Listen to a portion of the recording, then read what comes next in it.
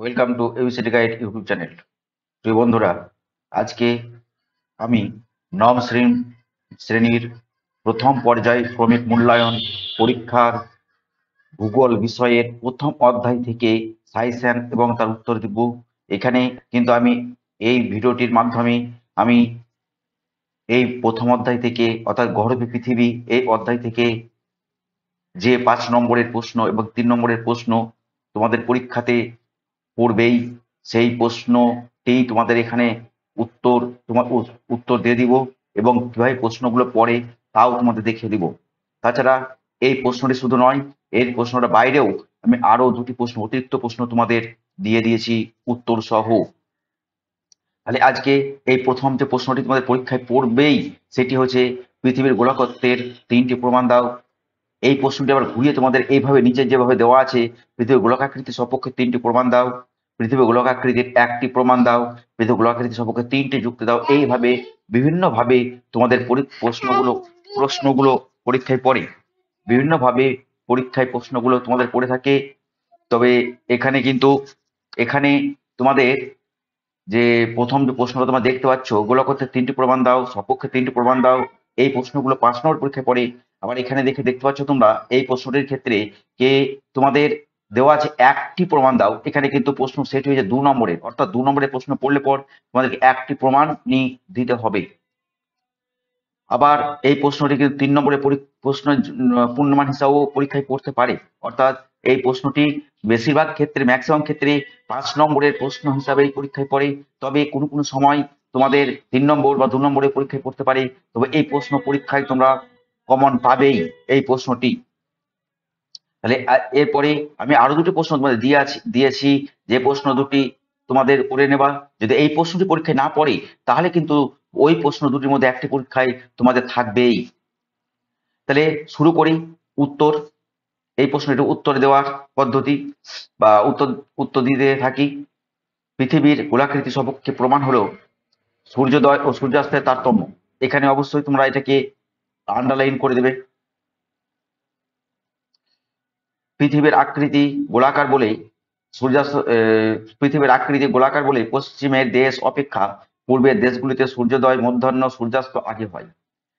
পৃথিবী যদি সমতল হতো তাহলে পৃথিবীর সমস্ত দেশে একসাথে সূর্যোদয় মধ্যাহ্ন সূর্যাস্ত হতো। 2 নম্বর পয়েন্ট যেটা হচ্ছে পৃথিবীর একই স্থানে সূর্যোদয় ও সূর্যাস্তের তারতম্য, অর্থাৎ পৃথিবীর একই স্থানের মধ্যে সূর্যোদয় এবং সূর্যাস্তের তারতম্য ঘটে থাকে।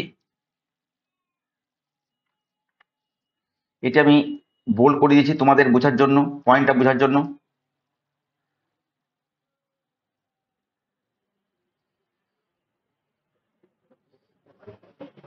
দু নম্বর পয়েন্ট, যার পৃথিবীর সব অংশে একই সঙ্গে সূর্যোদয় সূর্যাস্ত হয় না, এমনকি একই স্থানে অর্থাৎ একই অক্ষাংশ ও দ্রাঘিমা।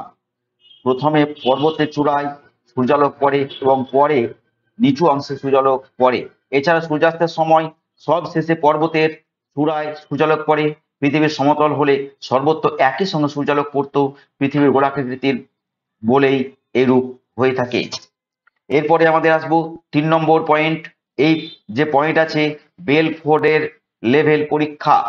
বেলফোর্ড লেভেল পরীক্ষা অর্থাৎ এই যে পরীক্ষাটি অনেক সময় পরীক্ষাতে তোমাদের বলে থাকতে পারে যে বেলফোর্ড লেভেলের পরীক্ষাটি লিখো, তখন কিন্তু এই উত্তরটুকু যেটুকু দেওয়া আছে 3 নম্বর পয়েন্ট সেটুকু লিখলেই চলবে। তাছাড়া এটি একটি এই বড় প্রশ্নের পয়েন্ট হিসাবে তোমরা ব্যবহার করতে পারবে। এয়ার ওয়েলেস 1870 সালে পৃথিবীর আকৃতির পরিচয় প্রমাণের জন্য একটি পরীক্ষা করেন। এটি বেলফোর্ড লেভেল পরীক্ষা নামে পরিচিত। ওয়েলেস ইংল্যান্ডের নরফকের অদূরে অবস্থিত বেডফোর্ড নদীর জলে 3টি সমদৈর্ঘ্যের খুঁটি বেড়ার সাহায্যে 1 কিমি অন্তর ভাসিয়ে দেন। এরপর তিনি দূরবীনের সাহায্যে লক্ষ্য করেন প্রথম ও তৃতীয় খুঁটি অপেক্ষা দ্বিতীয় খুঁটিটি উচ্চে অবস্থান করছে। এখান থেকে তিনি সিদ্ধান্তে আসেন যে পৃথিবীর আকৃতি গোল বলেই মাঝের খুঁটিটি উচ্চে অবস্থান করছে। পৃথিবী সমতল হলে সমস্ত খুঁটি একই উচ্চতায় অবস্থান করত। এরপরে আমরা আসবো তোমাদের 4 নম্বর পয়েন্ট, নক্ষত্রের অবস্থান। এটিকেও তোমরা তলায় দাগ দেবে পয়েন্ট করে। উত্তর গোলার্ধে ধ্রুব তারার ও দক্ষিণ গোলার্ধের হ্যাডলির অক্ট্যান্ট এর অবস্থান প্রমাণ করে পৃথিবীর আকৃতি গোল। পৃথিবীর আকৃতি গোল বলেই এই নক্ষত্রদের উন্নতি কোণের পরিবর্তন ঘটে। উত্তর গোলার্ধে রাতের বেলায় সুমেরু অঞ্চলে কর্কক্রান্তি রেখার উপরে 23 ডিগ্রি কোণে, আবার নিরক্ষরেখায় 0 ডিগ্রি কোণে ধ্রুবরেখা পরিলক্ষিত হয়। পৃথিবীর সমতল হলে ধ্রুব তারার উন্নতি কোণ সর্বত্র একই হতো। এই সম্বন্ধে বলে রাখছি তোমাদের কি একটি প্রশ্ন পরীক্ষা খুবই পড়ে কি ধ্রুব তারার উন্নতি কোণ নিরক্ষরেখায় কত, সেক্ষেত্রে উত্তর কিন্তু 0 ডিগ্রি হবে, শর্ট প্রশ্ন বা এমসিকিউ। আবার উত্তর গোলার্ধে কত, সেটা 90 ডিগ্রি হবে। এরপরে পয়েন্ট হচ্ছে 5 নম্বর পয়েন্ট, মহাকাশ থেকে সংগৃহীত তত্ত্ব। মহাকাশ থেকে পৃথিবীর যে চিত্র বিভিন্ন সময় তোলা হয়েছে তা পৃথিবীর গোলাকার আকৃতির সপক্ষে প্রমাণ দেয়। এখানে এই প্রশ্নের উত্তর অর্থাৎ 5টি পয়েন্টের মাধ্যমে তাদের উত্তর আমি করে দিয়েছি। তবে পরীক্ষাতে বা প্রশ্নে যদি তিনটি প্রমাণ চাই, তাহলে তোমরা এর মধ্যে যে কোনো 3টি প্রমাণ তোমরা অবশ্যই করবে। তবে বেশিরভাগ তোমরা দেখবে উত্তরগুলো খুব সোজা, তবে এলফোর্ডের পরীক্ষাটা দেওয়ার চেষ্টা করবে একটু বড় হলেও, কারণ এটি একটি প্রত্যক্ষ প্রমাণ। এরপরে আছে আমাদের যে অতিরিক্ত যে দুটো প্রশ্ন তোমাদের দিয়েছি, তার মধ্যে প্রথম প্রশ্নটি, সৌরজগতের অন্যান্য গ্রহের মধ্যে একমাত্র পৃথিবী জীবগুলোর আবাসস্থল, বক্তব্যের সপক্ষে 3টি যুক্তি দাও। একমাত্র পৃথিবীতে, এই প্রশ্নটা আবার ঘুরে আসতে পারে, একমাত্র পৃথিবীতে প্রাণী স্পন্দন দেখা যায়, কারণ লেখো। এটি দেখতে পাচ্ছ ব্যাকেটে 5 আছে, মানে 5 নম্বরের পরীক্ষায় 5 নম্বরের পূর্ণমান হিসাবে পরীক্ষায় পড়েছিল বিভিন্ন স্কুলে। পৃথিবীতে একমাত্র প্রাণীর অস্তিত্ব দেখা যায়, এটি কিন্তু 3 নম্বরের প্রশ্ন হিসেবে পড়েছিল। অর্থাৎ তোমরা এখানে দেখতে পাচ্ছ কি এই প্রশ্ন 3 নম্বরের প্রশ্ন হিসাবে পড়তে পারে, আবার 5 নম্বর হিসেবে পড়তে পারে। তবে বেশিরভাগ ক্ষেত্রে 5 নম্বরের প্রশ্ন হিসাবে এই পরীক্ষায় পড়ে থাকে। এর উত্তরটা হচ্ছে এরকম, তোমরা উত্তরটা খাতায় লিখে নিয়ে মুখস্থ করবে। পৃথিবী হলো সৌর পরিবারের একমাত্র গ্রহ যেখানে প্রাণ আছে, এবং প্রাণীর অস্তিত্ব টিকে রাখার জন্য সব রকমের উপকরণ ও উপাদান পর্যাপ্ত পরিমাণে মজুদ আছে। পৃথিবীতে জীবনের জয়যাত্রা শুরু করার পেছনে অনেকগুলো কারণ আছে। যেমন প্রথম যে পয়েন্টটি তোমাদের দেখতে দেওয়া হয়েছে সেটা হচ্ছে সূর্য থেকে বিশেষ দূরত্ব, অর্থাৎ সূর্য থেকে পৃথিবীর দূরত্ব। পৃথিবী সূর্য থেকে এমন এক বিশেষ দূরত্ব অবস্থান করছে যার ফলে এই গ্রহটি না খুব গরম না খুব ঠান্ডা। পৃথিবীর ভূমিভাগের গড় তাপমাত্রা প্রায় 15 ডিগ্রি সেলসিয়াস। এই তাপমাত্রা জীবের বেঁচে থাকার পক্ষে খুবই উপযোগী। এরপরে আছে 2 নম্বর পয়েন্ট, বা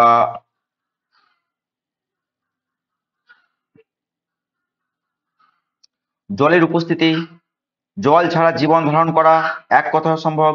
পৃথিবীতে জলের উপস্থিতি ও এই গ্রহের প্রাণের আবির্ভাবকে সম্ভবপর করে তুলেছে। 300 কোটি বছর আগে পৃথিবীতে জীবনের জয়যাত্রা পৃথিবীতে নাইট্রোজেন ও অক্সিজেন সমৃদ্ধ আবহাওয়া মণ্ডল গড়ে উঠতে সাহায্য করেছে। এর পরের যে পয়েন্টটি আছে তোমাদের, সেটা হচ্ছে পর্যাপ্ত পরিমাণে অক্সিজেনের উপস্থিতি। পর্যাপ্ত পরিমাণে অক্সিজেনের উপস্থিতি। বেঁচে থাকার জন্য অক্সিজেন অবশ্যই প্রয়োজনীয়। পৃথিবীর আবহমণ্ডলে বহুল পরিমাণে অক্সিজেন গ্যাসের উপস্থিতি এখানে প্রাণের জয়যাত্রাকে সম্ভবপর করে তুলেছে। এর পরের পয়েন্ট যেটা হচ্ছে বায়ুমণ্ডলের উপস্থিতি।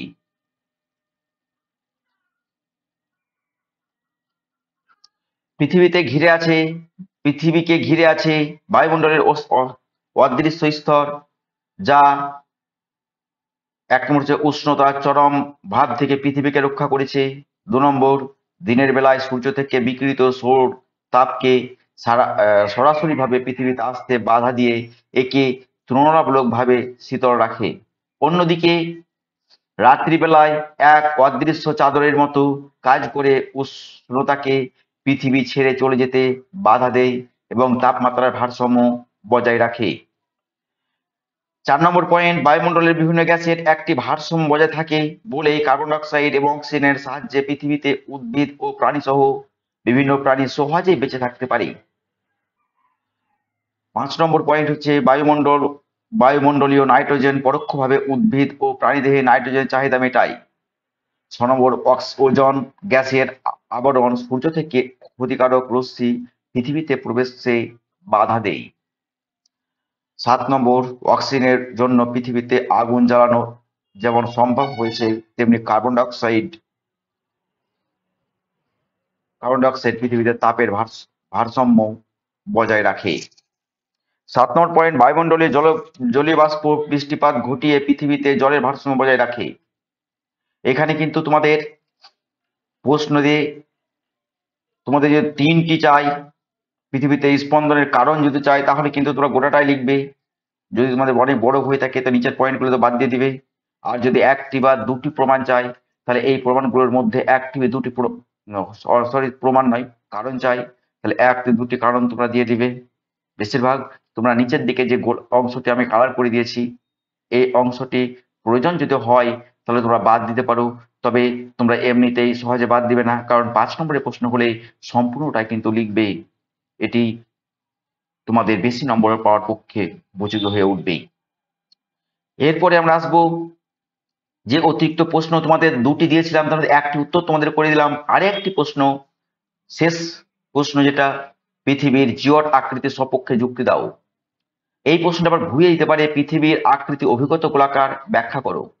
আবার ওই প্রশ্নটি পৃথিবীর অভিগত গোলাকৃতির সপক্ষে যে কোনো 3টি প্রমাণ ব্যাখ্যা করো, বা পৃথিবীর অভিগত গোলাকাকৃতির সপক্ষে যে কোনো 3টি প্রমাণ ব্যাখ্যা করো।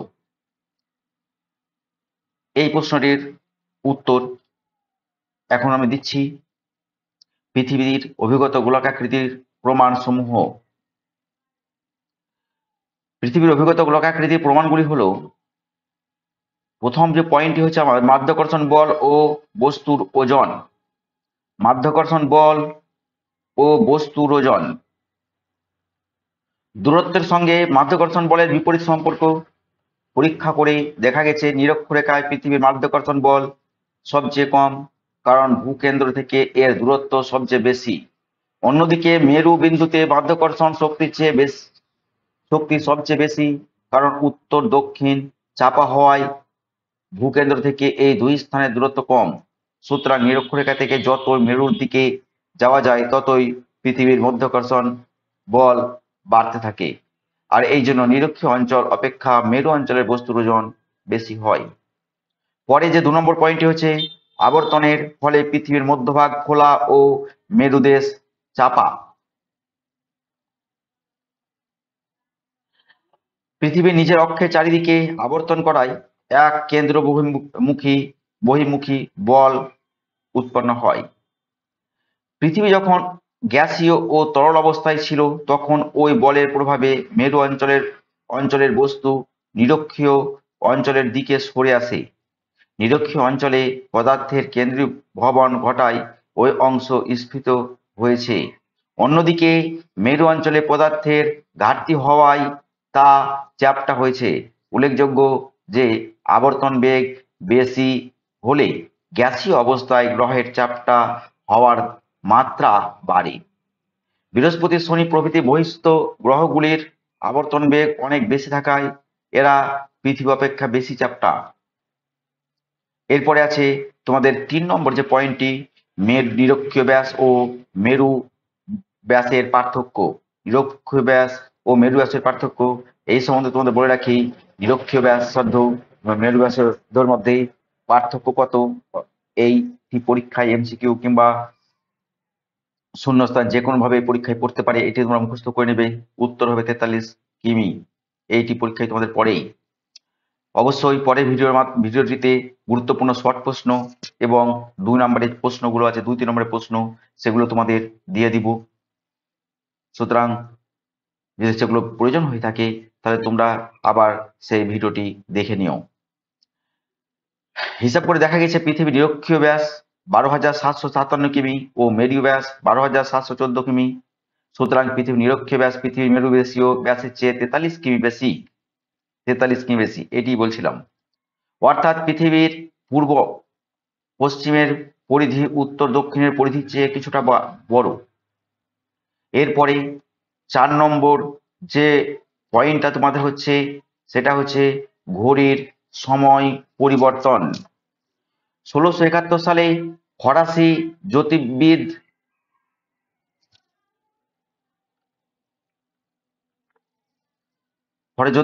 যা রিচার পৃথিবীর কয়েকটি স্থানে ঘড়ির দোলন গতির পরীক্ষা করেন।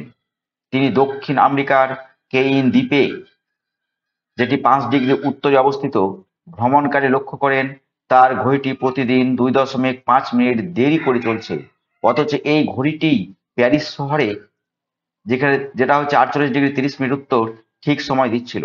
ঘড়িটির দোলকের উপর মাধ্যাকর্ষণ শক্তির প্রভাবে এই রকম সময়ের পার্থক্য দেখা যায়।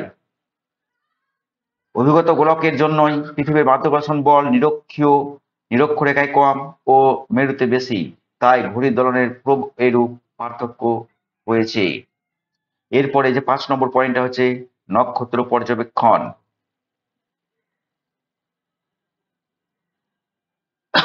যদি নিরক্ষরেখা থেকে কোনো নক্ষত্রকে দিগন্তের উপর দেখা যায়, তবে ওই নক্ষত্রের দিকে দ্রাঘিমা রেখা বরাবর 111 কিমি এগোলে ওই নক্ষত্রটিকে 1 ডিগ্রি উপরে দেখা যাবে। নক্ষত্রের উন্নতি কোণ মেরুতে 90 ডিগ্রি, কিন্তু মেরু বিন্দু থেকে দ্রাঘিমা রেখা বরাবর 111 কিমি পথ এগোলে উন্নতি কোণ 1 ডিগ্রি না হ্রাস পেয়ে এর চেয়ে কম হ্রাস পায়। এর থেকে প্রমাণ করা যায় যে নিরক্ষীয় প্রদেশ খোলা বা বেশি গলীয় এবং মেরু চ্যাপ্টা বা কম গলীয়। এর পরের পয়েন্টটা হচ্ছে বৃত্তচাপের দৈর্ঘ্য পার্থক্য। 1737 সালে ফ্রান্সের রয়্যাল একাডেমি অফ সায়েন্স, যেটা কিটো, যেটা 0 ডিগ্রি, প্যারিস 49 ডিগ্রি ও ল্যাপল্যান্ড 68 ডিগ্রি উত্তর, এই 3টে স্থানে পৃথিবীর পরিধির একটি নির্দিষ্ট বৃত্তচাপের দৈর্ঘ্য নিখুঁতভাবে পরিমাপ করে। এই বৃত্তচাপের দৈর্ঘ্য কিটো শহরে সবচেয়ে কম ও সবচেয়ে উত্তরে ল্যাপল্যান্ডে সবচেয়ে বেশি। পৃথিবীর উত্তর দিকে চাপা ও নিরক্ষীয় অংশ খোলা, তা এর থেকে প্রমাণিত হয়। এখানে তোমাদের এই প্রশ্নের তোমাদের 6টি পয়েন্ট আমি দিয়ে দিয়েছি, তবে তোমরা প্রয়োজন মতো যেমন যত নম্বরের পরীক্ষায় প্রশ্নগুলো পড়বে সেই অনুযায়ী তোমরা উত্তরগুলো পড়বে। সঠিক লিখতে হবে তার মানে নাই। যদি তোমাদের 5 নম্বরের পরীক্ষায় 5 নম্বরের পূর্ণমান হিসেবে পরীক্ষার প্রশ্নটি পড়ে, তাহলে তোমরা এই উত্তরগুলো 6টি দেওয়ার চেষ্টা করবে। তার চেয়ে কম পূর্ণমান দেওয়া থাকলে তারা সেভাবে তোমরা উত্তর করার চেষ্টা করবেই। এখানে এই 3টি প্রশ্নের উত্তর দেওয়া আমার কমপ্লিট হয়ে গেল। যদি তোমাদের ভিডিওটি ভালো লাগে থাকে তবে লাইক করবে এবং এরকম আরো ভিডিও বিভিন্ন বিষয়ের নবম এবং দশম শ্রেণীর বিভিন্ন বিষয়ের প্রশ্ন ও উত্তর সাজেশন এবং প্রশ্ন উত্তরগুলো তোমাদের প্রতিদিন প্রায় দিতে থাকবো। সুতরাং যদি সেগুলো প্রয়োজন হয়ে থাকে তাহলে চ্যানেলটিকে সাবস্ক্রাইব করে রাখবে। ধন্যবাদ ভিডিওটি দেখার জন্য। আবার দেখা হবে আগামী ভিডিওতে।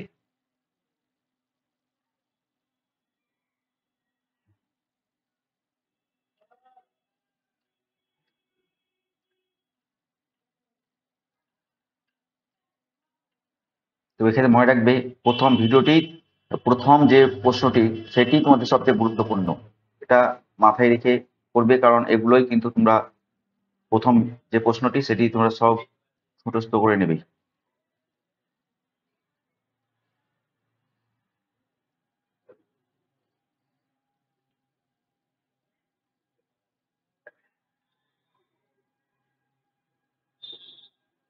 তোমাদের এই প্রশ্নটি সবচেয়ে গুরুত্বপূর্ণ প্রশ্ন।